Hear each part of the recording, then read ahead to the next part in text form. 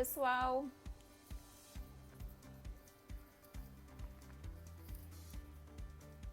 Vamos começar a nossa live daqui a pouco. Olá, Lilian, tudo bem? Hoje nós temos o nosso convidado, Ricardo Wallace, para falar sobre ergonomia e o GRO. Olá, Cláudio. Olá, Elaine, tudo bem? Vamos esperar a internet dar uma estabilizada. E aí a gente já chama o nosso convidado daqui a pouco. Tudo bem, pessoal? Vocês estão acompanhando? Nossas lives estão ficando cada dia mais técnica, mais específica. Hoje a gente vai estar falando com o Ricardo Wallace, parceiro. Oi, Carlos, tudo bem? Oi, Elaine. Oi, Fer, tudo bem? Vamos começar a nossa live de hoje. Vamos falar um pouquinho de ergonomia, né? O quanto a ergonomia influencia no gerenciamento de riscos ocupacionais, no PGR.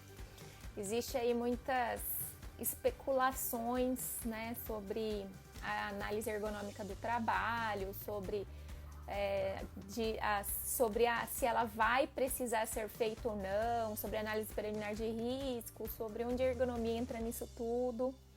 E a gente vai estar falando sobre isso com quem manja, com os especialistas, né? A gente vai estar trocando ideia, evoluindo e construindo juntos, né? A gente ninguém aqui sabe tudo, né? Na verdade, a gente, em construção, em parceria, a gente consegue aí bons resultados. Né? Então, gente, sejam todos bem-vindos. Estamos na quarta-feira, na metade da semana, da nossa semana de gerenciamento de riscos ocupacionais. O nosso convidado está aqui. Olá, Fernando. Olá. Vamos chamar o nosso convidado, então, para iniciar a nossa live. Ricardo Wallace. Deixa eu chamá-lo aqui. Olá, Ricardo. Olá. Boa tarde para você. Tudo bem, Adma? Como que vai? Tudo bem. Você está falando de onde, Ricardo? Florianópolis. Ah, você está lá no sul. Estou aqui no Sudeste, em São Paulo. São Paulo? Lá. Também, né? Aqui, hoje está um frio aqui, viu? Mas tem feito um solzinho aí. Ontem ficou frio, hoje está frio. Mas enfim, seja bem-vindo, Ricardo Wallace. Você que é muito... Você é uma pessoa assim muito... as pessoas falam muito bem de você, os seus alunos, quem te conhece, quem teve a oportunidade de partilhar aí com você conhecimento. Então a gente falou, poxa, vamos trazer a pessoa que está aí trabalhando, fazendo cursos, trabalhando com gerenciamento, quem estuda, quem está aí à frente, né, das informações, para que a gente que atua, né, a gente está aí também querendo aprender e aproveitar esse momento de pandemia que a gente está em casa para poder evoluir juntos com pessoas aí que nos, momento, né? Com certeza, agrega valor, né? Então, você é o nosso convidado de honra, né? Uma pessoa que com certeza vai estar falando do tema central da nossa semana, que é ergonomia no GRO. Para a gente é uma satisfação ter você com a gente.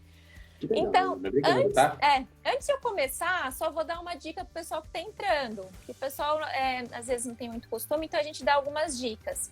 Pessoal, ó, então tudo que a gente conversar aqui, depois a gente vai fazer um resuminho para quem, né, não quiser rever. O vídeo vai ficar gravado, depois a gente vai encaminhar para vocês no link, no jornal Ergo Digital, vai ter lá o link.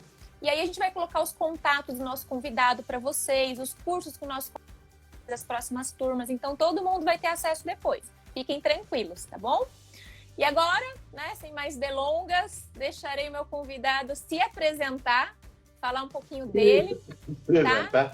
E aí a gente começa, e só um outro adendo. Lá na foto dele, onde eu coloquei lá aí no Insta, tem um link, um material que ele vai estar divulgando agora aqui para nós. Então, tudo que ele vai estar falando para nós, ele disponibilizou lá no link. Então, tem um link lá em PPT, em PowerPoint, onde vocês vão poder acessar. Pode ali baixar rapidinho, entrar e acompanhar o material com o que a gente está falando aqui. Aí vai ficar bem completo e com certeza vai agregar valor para todos nós. Tá bom, gente? Então, Alice, é com você. Legal, mas fica difícil falar em apresentação, porque a gente vai ficando velho e a gente vai esquecendo o que a gente faz, né? Na realidade, né, eu sou apaixonado por essa área. Pronto, tem movimento humano no meio, eu sou apaixonado, né? E quando falo em saúde, a gente tenta trabalhar para ajudar a nossa comunidade com essa área de paixão que a gente tem. Aí, nessa ideia, a gente foi fazendo cursos, né? Em cima da nossa carreira principal, sou fisioterapeuta por formação, tá? E agora, na realidade, eu não sei mais o que eu sou. Eu digo que agora eu sou um consultor, gestor, assessor, perito, né? Então, tem tanta gente ao redor da gente, é tão multiprofissional a nossa atuação, que a gente já não sabe mais qual é a atuação principal nossa. Mas, ali, quando tudo está fora de um processo de ajuda, eu sou fisioterapeuta. Ou seja, agora, sair da fisioterapia, o trabalho é multiprofissional e, graças a Deus, temos muitas pessoas boas ao redor da gente que compartilham do mesmo pensamento, sabe, Adma? Como você, assim, nessa situação de tentar transmitir conhecimento. Então é isso. Então esse sou eu. Legal, nossa, mas a gente está, assim, muito feliz de você estar aqui com a gente, ter aceitado. A gente sabe que não é fácil, é corrido para todos nós, né? Principalmente quem estuda nessa época de pandemia, tem mais estudo, né? Não para, na verdade, né? Mas beleza, então vamos lá. Eu vi o link que você abriu e tal, né? Qual que é a primeira pergunta? Todo mundo que está chegando, eu faço uma pergunta porque eu explico o público. O nosso público são dois públicos meio diferentes. Tem uma parte desse enfermeiros, psicólogos, educadores físicos, fisioterapeutas, advogados. Outra parte é uma parte mais técnica, que são engenheiros, tem fonoaudiólogos, tem o pessoal da área de SST, os técnicos de segurança. Então, a gente tem é um público multidisciplinar. Então, para que eles não ficam muito perdidos, porque os ergonomistas já estão cansados de certos conceitos, mas tem pessoas que não. Então, a gente nivela para não ter problema. Entendi, muito bem. Então, vamos entender o que é o GRO, o que é o PGR e aí você fala um pouquinho da ergonomia, o que é ergonomia, e para que as pessoas tenham de uma forma resumida, assim, para que elas possam compreender a importância e por que a gente está trazendo ergonomia e atrelando ao GRO o PGR. Muito bem. Eu acho que esse é o grande gancho, sabe? E eu tive muita felicidade de ter entrado em contato com esse processo de GRO, que fez com que nós entendêssemos que agora sim, tá? Como já ouvi alguns colegas falar, chegou a hora e a vez da ergonomia, vamos dizer assim, né? Porque o que acontece? Ela era separada dentro de um processo de saúde ocupacional, de gerenciamento de risco, que agora não. Com essa nova NE, ela entrou bem pela porta da frente, isso é interessante. Então, eu acho, Adma, que é melhor a gente falar primeiro o que é ergonomia, já que é para nivelar, né? Exato. Então, fica à vontade. Isso. Dentro do processo contemporâneo, vamos esquecer um pouco aquele pós-guerra lá, tá? Que a ergonomia era, na realidade, uma atuação bem industrial, né? Onde a gente focava a produção. Tanto é verdade que a maioria dos cursos que tiveram no Brasil na época, inclusive um deles eu fiz, era de engenharia de produção com ênfase em ergonomia. Então, ou seja, vinha da engenharia porque o processo era bem industrial. Hoje não. Hoje eu tenho outros tipos de trabalho humano. Hoje eu tenho os consultores que estão entrando em determinadas empresas que eles também precisam fazer a gestão do seu processo de trabalho. Tá? Eu tenho diaristas que precisam fazer a gestão do seu processo de trabalho. Tem pequenas empresas que ali também tem um processo de trabalho. Ou seja, se tem trabalho, se ergonomia é a lei do trabalho, vamos sair um pouquinho desse universo produtivo de ergonomia industrial propriamente dita, né? Porque esse é um grande viés que a gente vê. Se você pegar a estatística, você vai ver que as maiores empresas do Brasil, as que geram mais empregos, não são as grandes corporações. São as pequenas e médias empresas. E as pequenas e médias empresas, nem todas elas estão no viés industrial. Elas estão produzindo bens e serviços, tá? Que, na realidade, não tem aquele foco. Então, isso fez mudar um pouco o conceito de ergonomia. Tá? Hoje, se você falar em ergonomia, o objetivo é ajustar o ser humano, como sempre é, o trabalho, como sempre é, ao menor padrão de risco possível para aquele trabalhador, para aquele indivíduo que faz aquela atividade produtiva.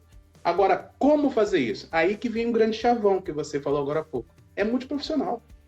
Não existe ergonomista e acabou. Tipo assim, se eu sou fisioterapeuta respiratório, a minha expertise é fisioterapia respiratória. Acabou. Na ergonomia não é assim. Se você é ergonomista, você tem um fundamento grande da tua grande área de formação, mas acaba que você tem que ter complementação, porque senão você não faz ergonomia. Tá? Então, hoje, a ergonomia é a arte do ajuste contínuo, do ser humano aos menores graus de risco. Fim. Então, olha bem. Então, agora dá para interpretar o GRO. Como é que ele veio? O GRO, ele fala exatamente sobre isso. Ó. Ele é um gerenciamento de riscos ocupacionais.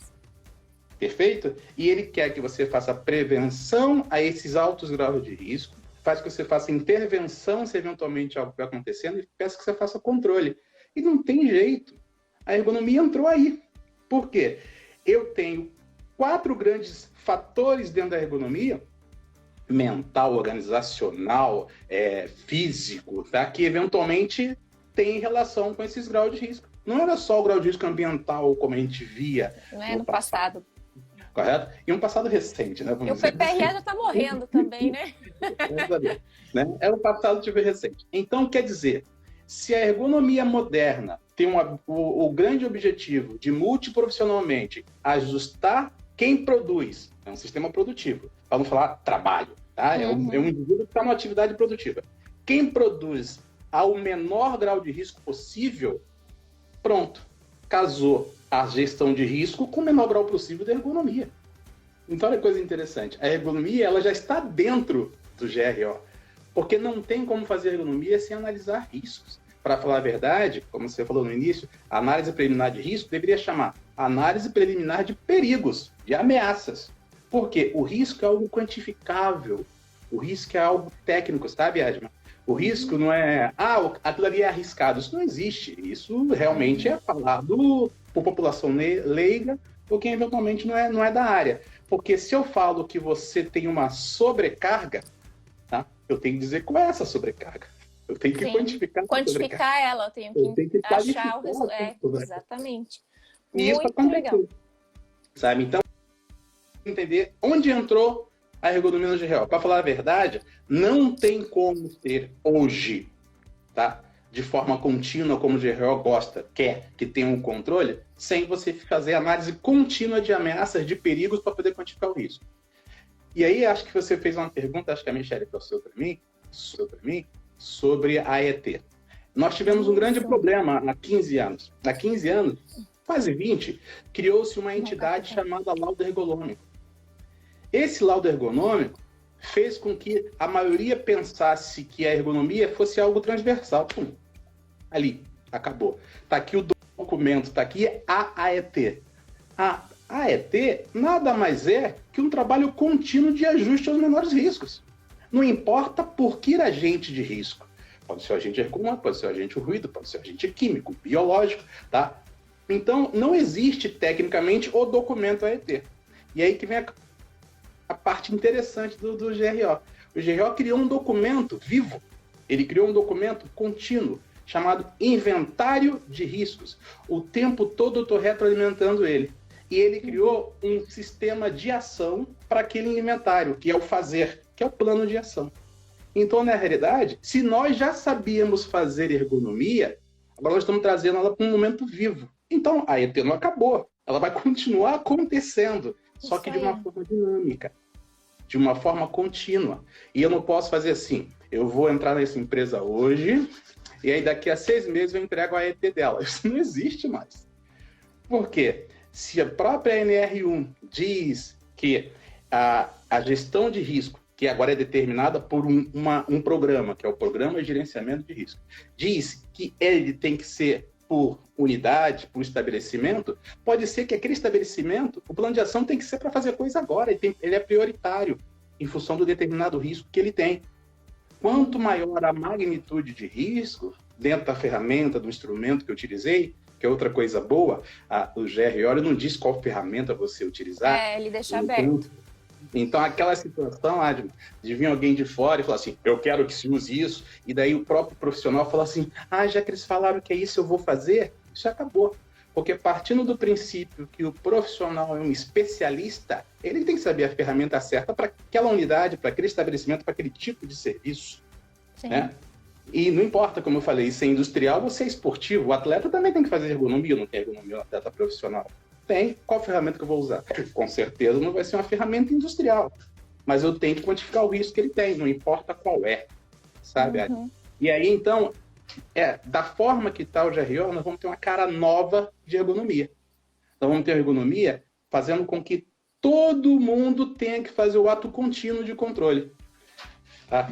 Porque até então... Esse é o gerenciamento, né? O processo, ele não para, né?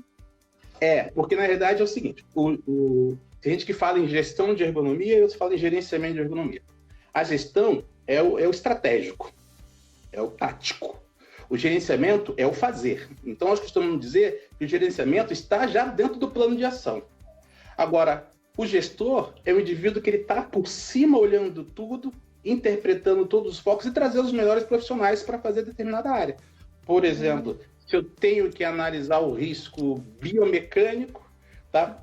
É melhor que seja um profissional da ciência do movimento para analisar esse risco. Mas eu vi que ali tem risco, eu tenho que conhecer a base dos riscos de cada um. Se eu vou analisar o risco químico, eu tenho que trazer pessoas que sejam dessa área. Sim. Então acabou aquela história de eu ter o profissional... Uma pessoa tudo. Só que faz tudo, não dá mais. Né? Porque vai ser mentiroso o processo. Aí acho que você até fez uma pergunta... Não vai ser assertivo, né? Não vai ser assertivo. Não vai. Acho que você fez uma pergunta, Michele, que era sobre, quer dizer, então como é que eu vou saber, a empresa não vai ter risco ergonômico? Na realidade, o risco é uma coisa, perigo é outra. A magnitude do perigo, correto? Vai determinar a magnitude de risco. E aí, se eu tenho uma probabilidade maior daquilo acontecer, a gente chama de matriz de risco. A gente joga a probabilidade de acontecer com a severidade, ou seja, o impacto daquele perigo. Consequentemente, se eu quero que, pela definição nova de ergonomia, tenha os menores graus de risco possível, tá? Vamos dizer que, se eu jogo na estatística, tem que ser risco leve, que nós estamos passando o tempo todo agora. Agora, você quer ver uma empresa que tenha um grau de risco, por exemplo, de ruído, tá? Acima do que ele deveria, não tem que me preocupar por ela, por quê? Se já está acima, já está no risco máximo, é fácil de ver.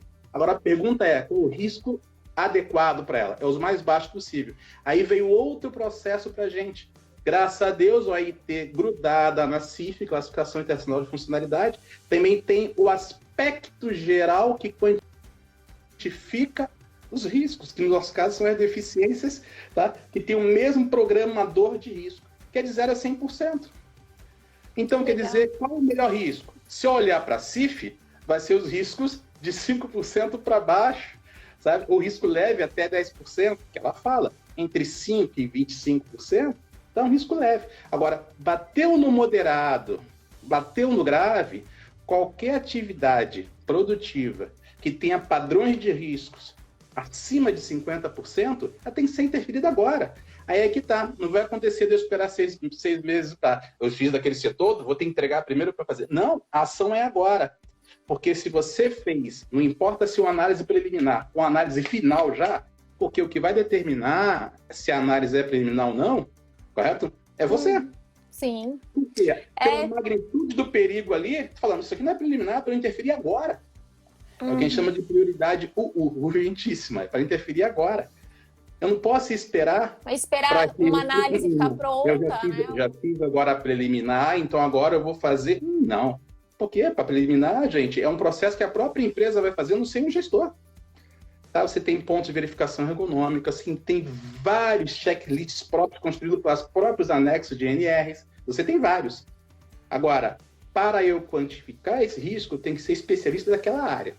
É óbvio que nós temos vários profissionais que conseguem contemplar várias áreas. Exatamente como eu falei no início, das formações que a gente foi colocando em cima. Tá? Agora, você quer ver? Ainda nesse processo, a ergonomia trabalha com uma coisa chamada vulnerabilidade do pessoal. Tá? Eu coloquei no material de vocês até a estatística que determina que, dentre os riscos que determinam afastamentos, tá? O risco acidente está acima do risco doença, propriamente dito, perante afastamento do INSS, considerado médio ou grave, que são acima de 30 dias de afastamento. Peraí, quer dizer então que eu tenho que analisar as vulnerabilidades físicas, mas não quer dizer que eu não tenho que verificar as vulnerabilidades cognitivas, ou mentais, ou organizacionais. Né? E aí, por isso, Adma, que muito da ergonomia caiu na mão do fisioterapeuta. Porque os indicadores, a estatística mostra que o maior afastamento é muito mais por afecções, por deficiências, por consequências de âmbito físico, estrutural, como, por exemplo, fratura. Fratura é mais de 60% dos afastamentos, de mão, além de tudo, tá? Então, você vê que acaba indo para esse profissional. Mas não quer dizer que a ergonomia é só músculo esquelética. Porque o inverso é verdadeiro. Vamos ao contrário, vamos para o teleatendimento. No teleatendimento, eu tenho um viés cognitivo maior do que na linha de produção lá industrial. Aí a coisa inverteu um pouquinho. Então, quer dizer, dependendo da atividade que vai ser desempenhada, dos processos de ergonomia, eu tenho uma cara de ajuste contínuo do indivíduo àquele trabalho. E aí tem que chama de prioridade. Eu posso priorizar fazendo só uma análise preliminar, ou já posso priorizar interferindo adequadamente com o processo e já criando meu plano de ação. Não é assim, eu faço inventário de riscos, não, assim, eu faço análise preliminar de risco, faço inventário de risco, agora eu faço plano de ação. Não, é ato contínuo. Essa é a grande visão, é a visão mais nova. Então, quer dizer que se você não for especialista da área, você não vai conseguir trabalhar com essa ergonomia. Que, na realidade, vários colegas já faziam isso. E já fazem. Já fazem. O pessoal fala, você passa dentro de uma empresa, vamos falar de uma coisa muito simples. Você percebe que a pessoa não tem um apoio ali de monitor, que é muito simples, você precisa fazer uma análise ergonômica para ir lá e perceber isso. E, de repente, você não precisa nem comprar o especial, você pode fazer com outras coisas ali próximas e resolver no momento a situação. Então, você ir lá e já resolver sem precisar de grandes documentos de gaveta, né? Que a gente tinha bastante. Acho que isso vai mudar um pouco, né? Eu estou acontecendo com a própria ET, Adma, tá? Num trabalho que eu presto, que é de perícia judicial na Justiça do Trabalho, tá? A gente chegava lá, o indivíduo apresentava o laudo ergonômico dele, inclusive nós temos a ET. Como se a ET, ou seja, o laudo ergonômico determinado por um ET pontual, transversal, tivesse salvo aquela empresa, tipo, lembra, antigamente falava assim, mas nós temos ginástica laboral, era algo tipo assim que estava acontecendo. Então a própria ET acabou construindo um documento que virava de gaveta. Tipo, tem que fazer uma por ano. Porque se é para promover a saúde contínua do trabalhador, tá? É ato contínuo as análises ergonômicas do trabalho. Então não existe uma ET propriamente dita, tá?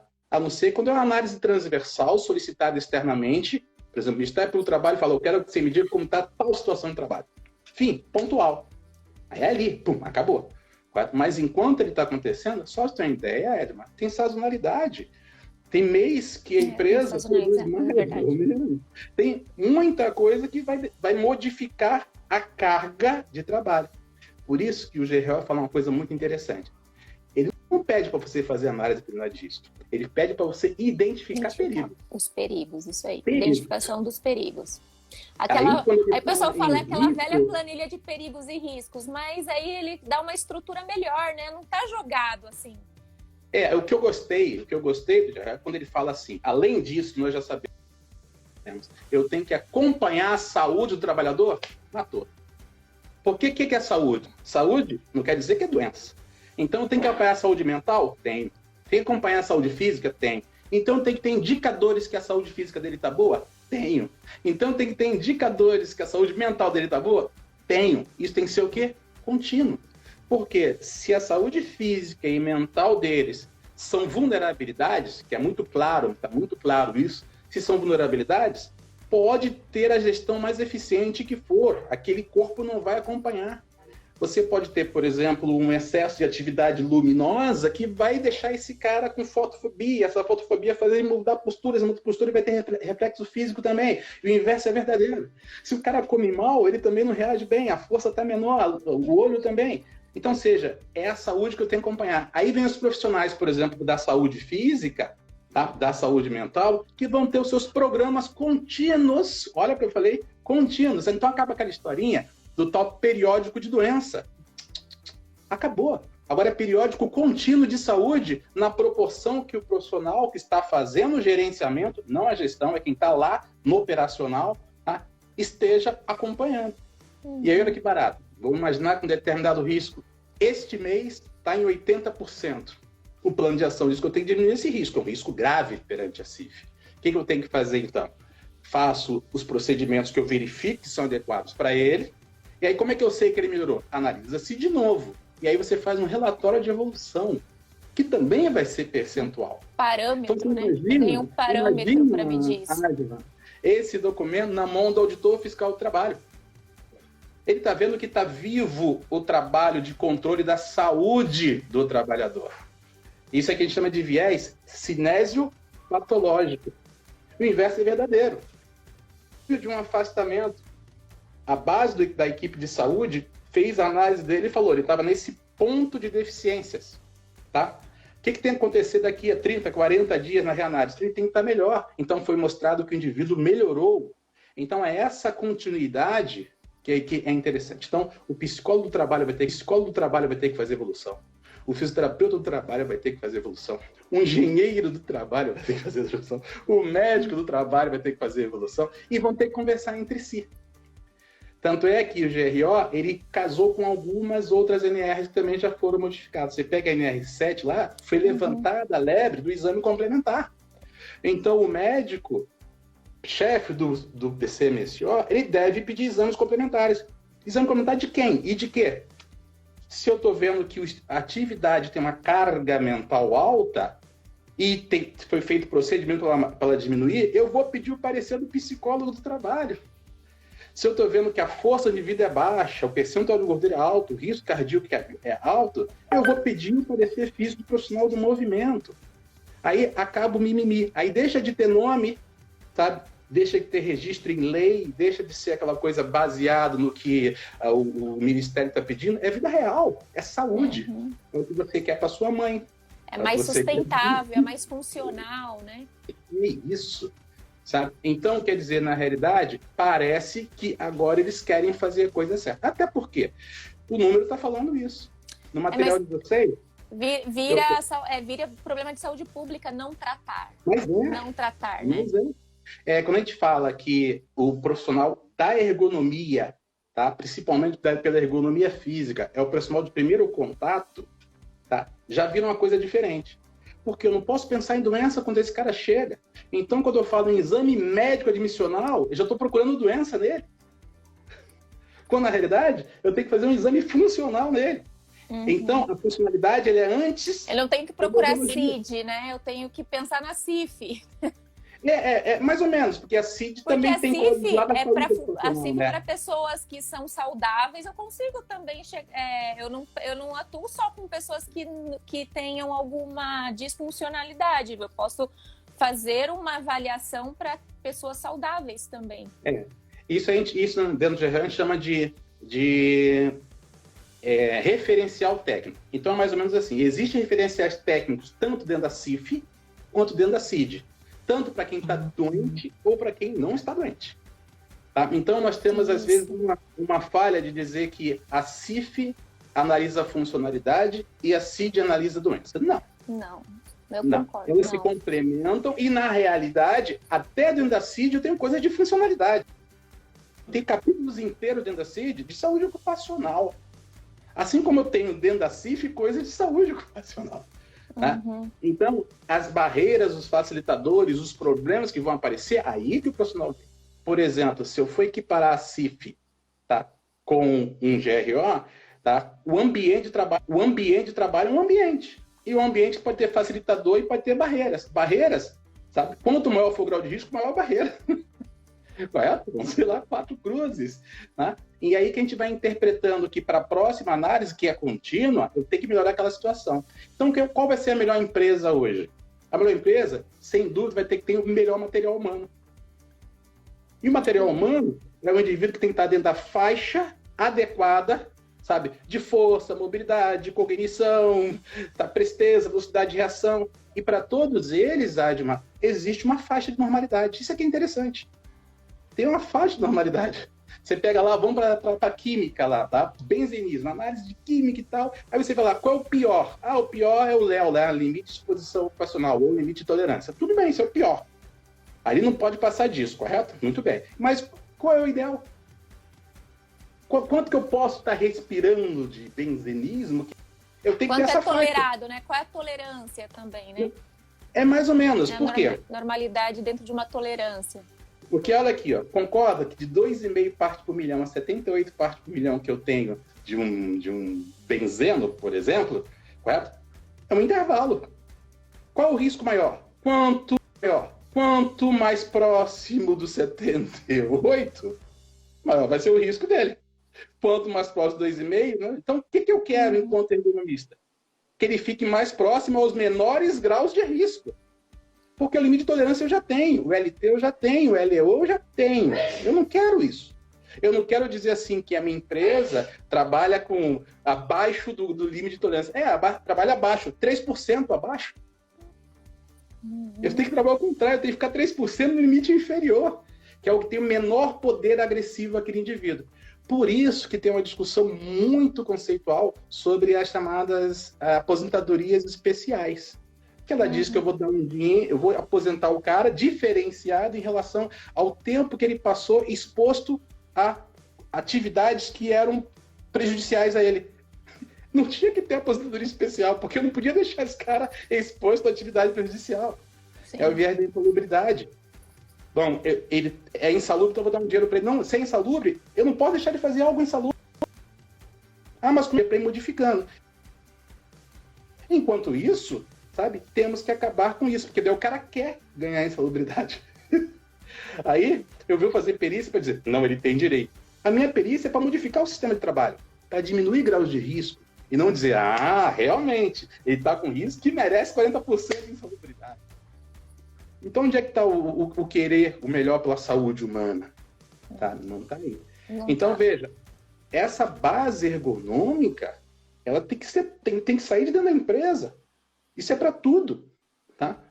Quando eu falo em organização, tem de diminuir risco na tua casa. Você tem que tomar cuidado quando você vai ferver o leite para tomar café. Aí você vai tomar condutas que protegem você ou tua filha menor. E assim acontece, é vida real. Só que agora eu tenho que pontuar, eu tenho que registrar.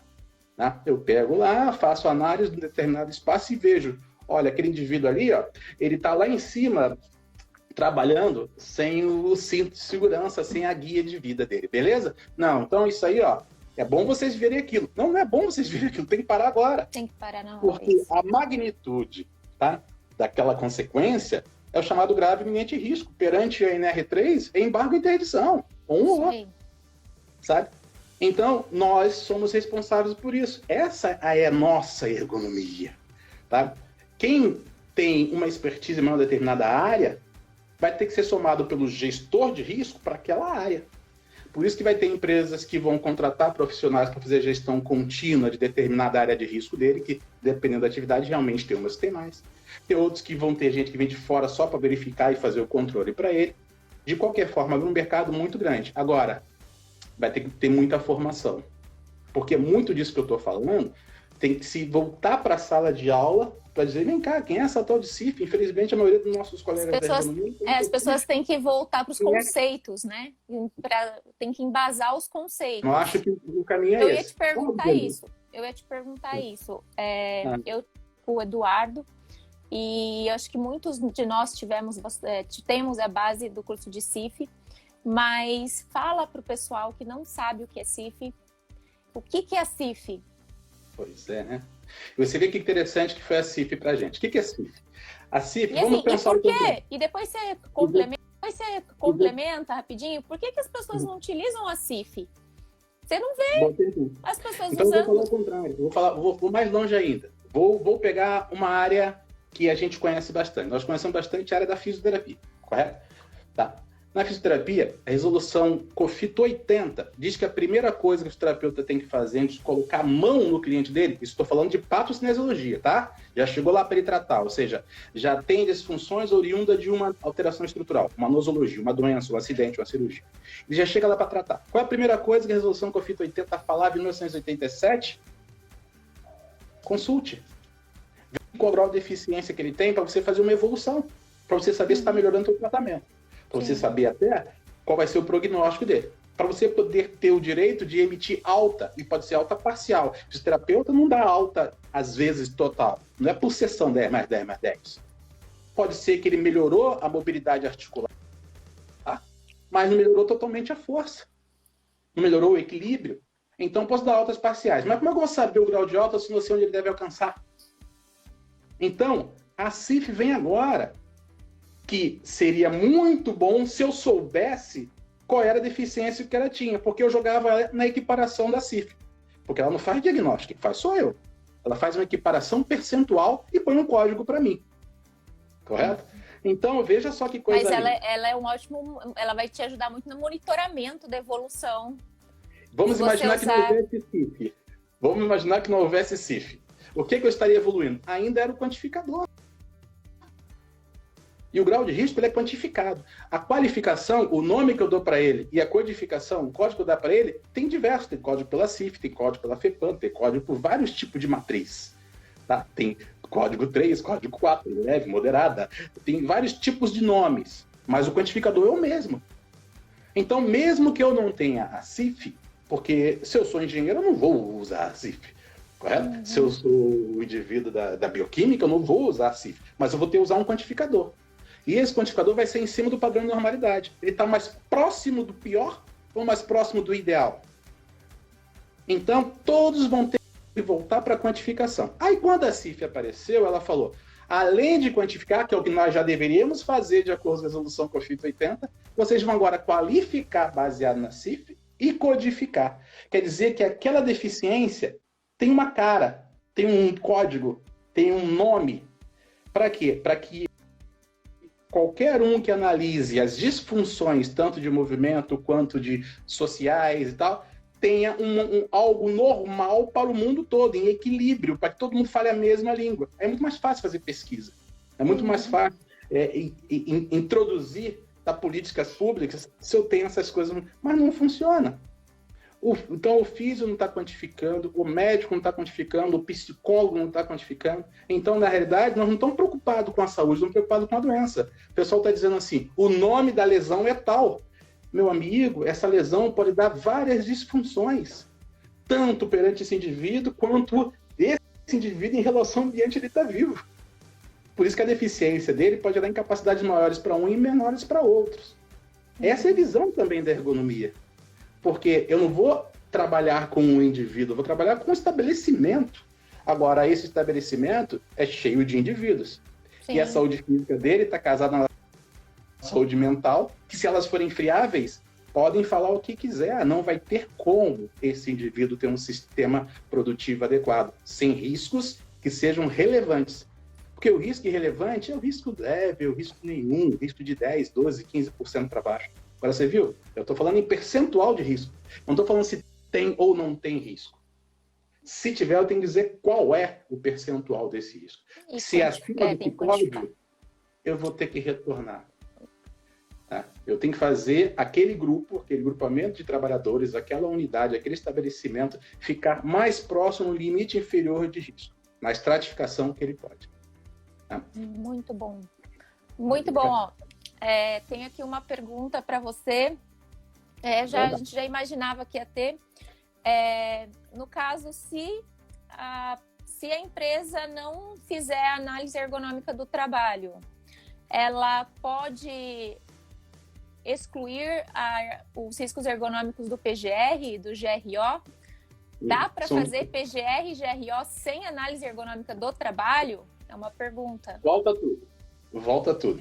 Na realidade, agora que eu tenho que fazer análise ergonômica, só não tem documento análise ergonômica, até porque nem anteriormente se pedia que tivesse o documento análise ergonômica, aquele com a cara de laudo que nem laudo é, correto?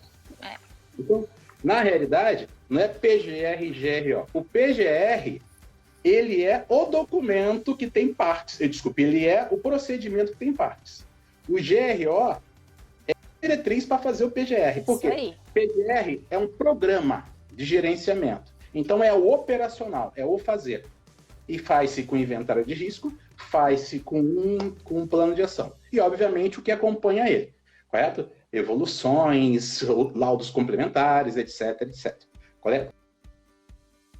PGR. Então, na realidade, a NR1 fala do GRO, que é a diretriz para desenvolvimento do PGR. Exatamente. Então, o PGR está cheio de análise ergonômica. Olha só, o PGR está lotado de análise ergonômica. Então, ficou melhor o profissional da ergonomia. Tá? Porque do jeito que estava, dava a entender que eu tinha que fazer a tal de análise, como se fosse um... Você quer ver uma coisa? Se fosse algo à parte. Graças a Deus, quer ver uma coisa? Graças a Deus, desculpa falar assim, o PPRA morreu. Por quê? Também devia ser ato contínuo e não era. Devia estar grudado na CIPA e não estava. Devia estar grudado no SESMIT e não estava. As ações do PPRA já mostram que ele não era efetivo. Eles colocavam ações, assim, há 14 anos em grandes multinacionais. Aí você vai olhar a ação do PPRA, é sempre, tipo, tem 1000 ações, eles colocam 5, 6 para constar, porque é de gaveta. E as ações que eles colocam são ações que eles vão fazer no ano obrigatoriamente e legalmente. Por exemplo, treinar brigada. Treinar brigada de emergência. Tipo, o pior é que, né? O pior é que colegas daí da ergonomia iam atrás dessa ergonomia. Eles queriam fechar contratos com 10 empresas, 20 empresas, para fazer essa atividade para eles todo ano. Então, quer dizer, ou existia má fé, ou existia desconhecimento. Eu tenho que torcer porque existia desconhecimento. Eu também. Eu tenho que estou torcer com você nessa. Vamos pensar que as pessoas tinham desconhecimento. E aí, eu falo com o nosso grupo, falo assim, hoje nós estamos fazendo o que nós já fazíamos, só que agora tem uma ajuda da lei. Tem uma ajuda legal, que não é uma coisa muito boa, se parar para pensar, né? É tipo assim... Reativo. Reativo. Eu tenho que falar para o indivíduo que ele não pode fumar na minha cara. Precisava isso. Tem que fazer uma lei, 92, 94, 96, dizendo não pode fumar na cara da pessoa em lugar fechado. Tem que fazer uma lei para dizer que eu tenho que dar lugar para o idoso, para o cara deficiente. Então, o ideal era não ter isso. Mas, do jeito que a coisa anda, é preferível que você tenha algo legal para poder forçar e depois tomara que fique comum. Eu brinco que é a história do cinto de segurança. Tá? Hoje, automaticamente, você põe segurança. Mas deveria te obrigar inicialmente. Então, a partir do momento que a gente faça com que não só os profissionais, como as empresas se habituem a ter gestão de prevenção, olha lá, que é o grande mote do GRO, é prevenção. Tá? O GRO não quer que ninguém adoeça, ele não quer que ninguém se afaste. Então, ao mesmo tempo, ele está querendo assim, eu quero que a empresa produza mais. Tá? Apesar de a gente entende eticamente, existe às vezes só o querer vender, que também não faz bem para a empresa nem para a nossa comunidade, mas pelo menos eu sei que aquelas pessoas eles estão saudáveis. E o que é estar saudável? Dentro da faixa adequada de risco. Não na faixa inadequada de risco. Se a gente pega a CIF, é fácil entender. A faixa inadequada de risco é qualquer risco acima de 50% do intervalo permitido. Então você está vendo que não é 78, sabe? É bem mais baixo o limite. Tem que ficar mais de 50% para interferir com um processo pelo menos moderado. Então, essa visão quantitativa dentro do intervalo de risco, não é tem risco ou não tem. Tem em tantos por cento. Exceto, só tem um bloco de análise de gestão de risco que não tem intervalo, que é o chamado risco de acidente. Por ser infortúnio. Tá? Não era assim, ele estava andando, quanto mais perto ele estava da caldeira, a caldeira explodiu, não tem essa história. Então o risco foi maior porque estava perto. Não, explodiu a caldeira. É uma transversão, um incidente que gerou múltiplas lesões no indivíduo. Então, para o acidente, tá, é o instrumento, o equipamento que vai ter que ser interferido como o risco, como o perigo. Não é? Aí que vem, aí entra o engenheiro. Então, olha a ergonomia do engenheiro. Prevenir o quê? Essa máquina é um perigo, a manutenção não está adequada, sabe? O ruído está alto, não está protegido algumas partes. Então, isso tá, também tem risco. Não é? Mas veja, risco no perfil de acidente. Então, ele não vai ter intervalo. Agora, ergonômico vai ter intervalo, bioquímico vai ter intervalo, físico vai ter intervalo, tá? Biológico vai ter intervalo. Então, eu tenho que saber o intervalo de normalidade, entre aspas, para interpretar o meu risco. Assim como a CIF fala, o intervalo é entre 0% e 100%, na realidade de 4% a 96%. 96% para cima é deficiência completa, tá? Ou risco completo de 5% para baixo é nenhuma praticamente. Então, entre 5% e 95%, vamos dizer assim, é um intervalo. Então, se saiu do intervalo, é porque é ato transversal, tá? É o infortúnio, o acidente propriamente dito, né? De máquina, de explosão e assim por diante. Aí eu tenho que fazer o quê? Analisar os perigos desse acidente acontecer. Aí a gente joga na probabilidade, baseado em números que acontecem para aquele setor. Aí você vê qual é o padrão probabilístico de acontecer ali. Aí, junto com o que você está vendo, aí você faz a sua matriz de risco, que é simples, é fácil de fazer. E tem diversas matrizes, desde matriz GUT, a matriz FEPAM. Tem dezenas. O que não pode é eu não saber qual utilizar para o procedimento. Por exemplo, eu não posso usar uma matriz de acidente, que é algo infortúnio, para uma matriz percentual, tipo de faixa de exposição a um determinado agente químico. Tá? Se eu usar a mesma matriz, eu vou estar errando. Tipo, estou usando a equação errada para determinada forma que eu quero fazer, entendeu? Então, a gente tem que saber usar as ferramentas certas para a situação certa, né? Não adianta também você ter um monte de ferramentas, de metodologias, não ferramentas especificamente, mas metodologias e não saber aplicar. Por isso que a gente tem que estar sempre buscando conhecimento, entendendo os conceitos para a gente poder atuar de uma forma aí, como a gente acabou de falar, mais assertiva e sustentável. Eu tenho uma outra pergunta que mandaram aqui para nós, né? Deixa eu ler a pergunta. Ops, peraí. Existe empresa sem risco ergonômico? Não. Na sua opinião? São perguntas aí do pessoal. Existe empresa com risco muito baixo. Sem risco ergonômico, porque na NR1, né, se a empresa não tiver risco ergonômico, que nem falaram que, por exemplo, empresas MEI, por exemplo, que não precisa fazer lá o PPRA, o PGR, essas coisas. O PCMSO também, mas para não fazer, você tem que descartar o risco ergonômico. Como que você vai saber se a empresa tem ou não risco ergonômico? Foi infelicidade de quem colocou esse dado lá. Não tem como. É até redundante o negócio, porque eu tenho que fazer análise ergonômica para saber que não tem risco. Olha só. Eu tenho que fazer análise preliminar de risco para saber se não tem risco. Então, como é não ter? Não existe. É mais ou menos assim, você tem risco de alguma coisa? Tem. Agora, vamos dar um exemplo bem contemporâneo. Vamos falar assim. Covid. Eu tenho lá Covid. Covid está lá.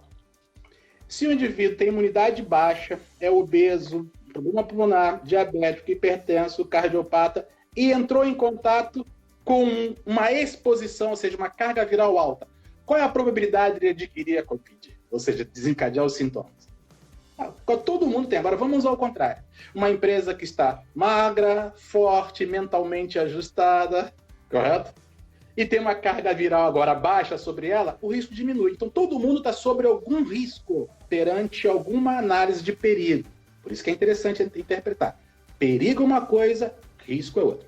Perigo você identifica. Tá? Por isso a gente fala que nós estamos correndo perigo de vida o tempo todo. Qual perigo nós temos de vida? Morrer. Agora, eu posso potencializar a minha morte? Acelerá-la? Tem gente que sabe fazer bem essas coisas. Então, existe empresa sem risco? Não. Se a empresa é uma pessoa jurídica, assim como nós somos pessoa física, basta estar vivo para estar sob perigo. Basta estar sob perigo para ter como quantificar esse risco. Tem que guardar essa mensagem. Perigo, nós identificamos. Risco, nós quantificamos. Risco é diagnóstico. Risco é do profissional. Risco é do especialista. Por isso não existe, é arriscado. Não existe arriscado. Existe tantos por cento de risco. Risco grau tal. Tá? E é isso que nós temos que trabalhar sobre ele. Aí nós traremos para o gestor de ergonomia, e consequentemente ele vai ser o gestor de risco ocupacional, tá? A visão guarda-chuva, a visão tenda, aquela visão marquise, ou seja, ele tem que saber de tudo que pode ficar ali embaixo, até para saber quem utilizar na hora do operacional. E tem que ser contínuo. Então, aquele indivíduo que só, no caso da fisioterapia, por exemplo, só atendia o cliente, não vai ser um bom gestor, porque você tem que tratar o cliente. E tratar o cliente é evoluir a disfunção que ele tinha quando ele chegou. Mas se eu não vi quando ele tinha disfunção, como ele chegou, eu vou evoluir o quê? Como é que Peter Drucker falava? Você quer melhorar o quê se você não mediu? Então, você é subprofissional de ergonomia, subprofissional de medicina, subprofissional de fisioterapia, subprofissional de engenharia, se você não quantifica para melhorar. Até para você dizer, eu não preciso trabalhar com esse cara, ele está muito bem. Entendeu? Então, o viés da ergonomia agora é esse. Não adianta, não existe o profissional ergonomista, por mais que queiram. Existe um profissional que trabalha no ambiente de ergonomia. Porque o ergonomista ele tem que ter todo esse conhecimento que eu estou falando para você. Você imagina, eu tenho 5 grupos de análise de risco.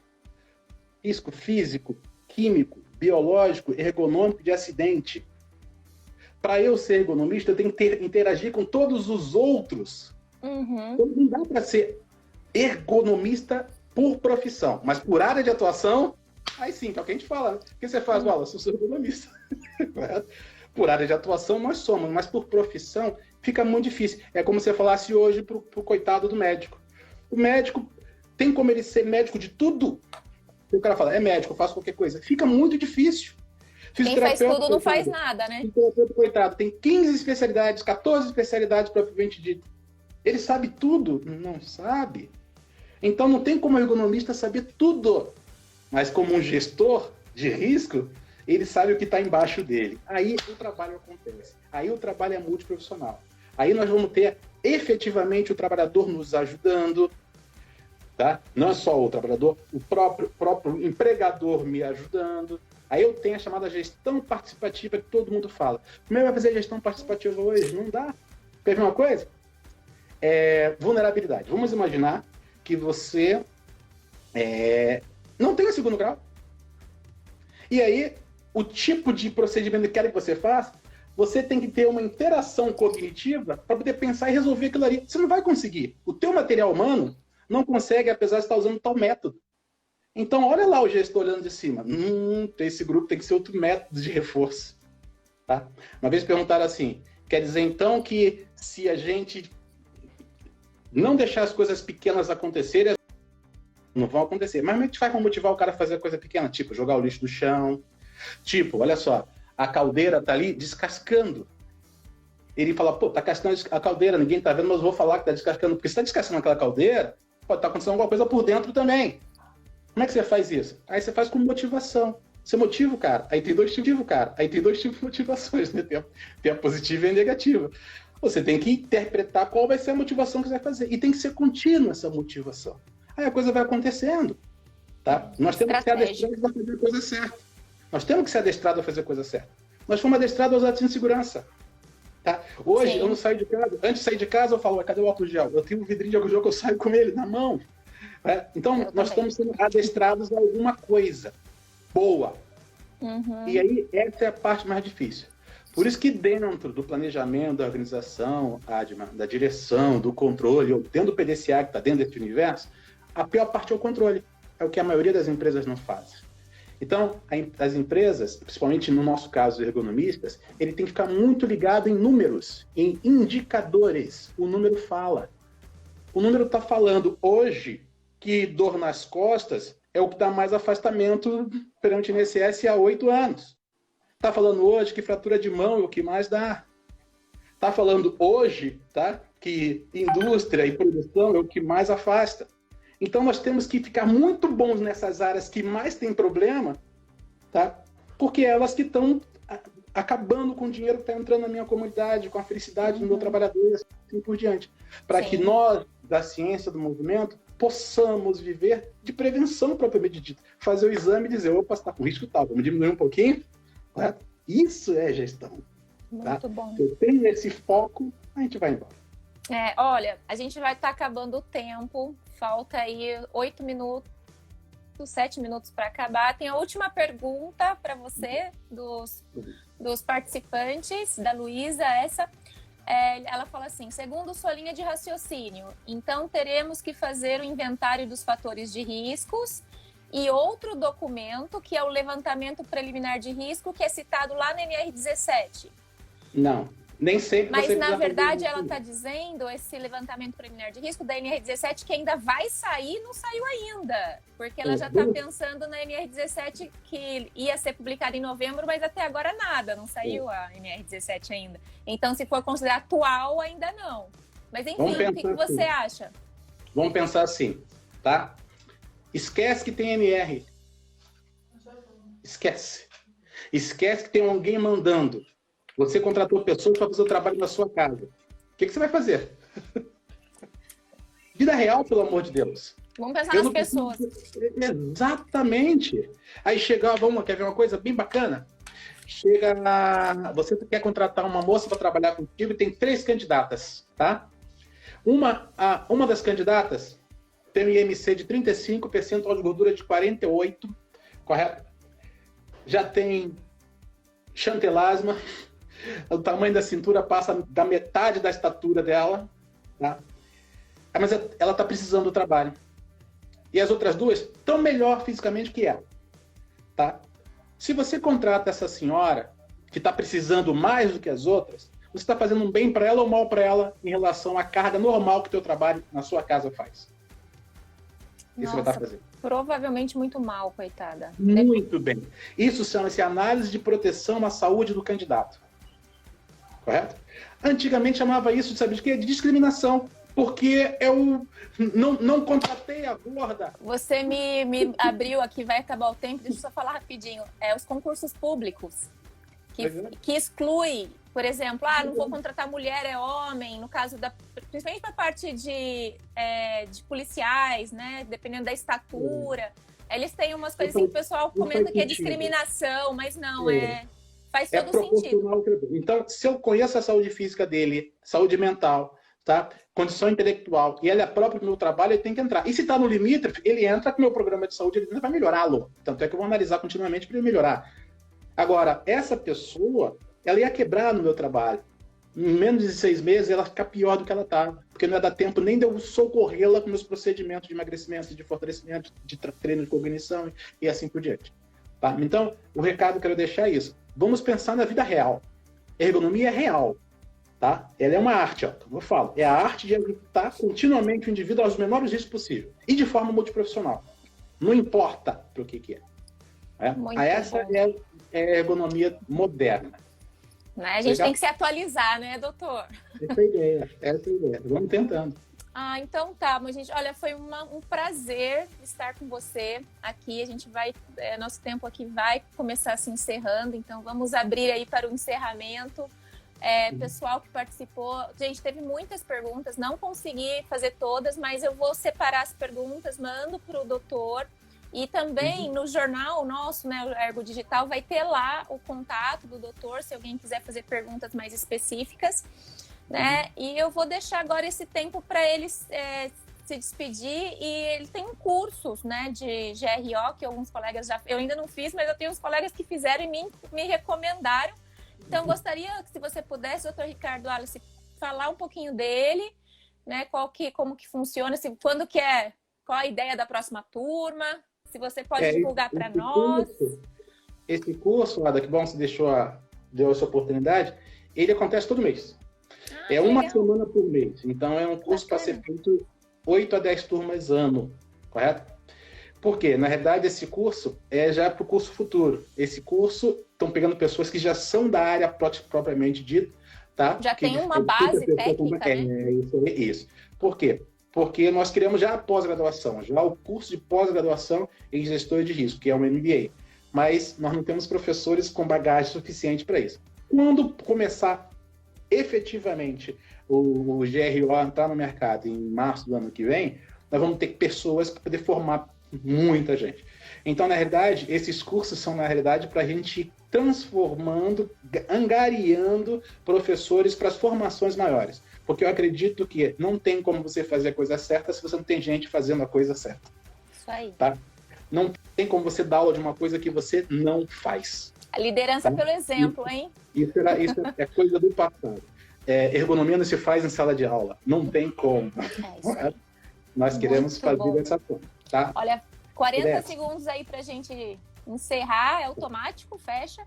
Mas a doutora Wallace, Muito obrigada.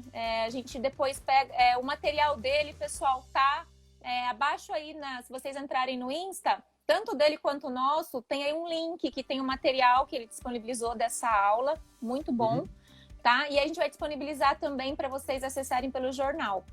E aí, qualquer coisa, a gente vai... É uma semana de evolução, a gente está evoluindo nesse tema. E aí, amanhã a gente tem um novo convidado falando sobre folha de pagamento. Tá? Coisa boa. Então, tá bom. Obrigada, viu? Obrigada a você. Muito obrigada pela participação. Parabéns, tá? Parabéns, é isso aí.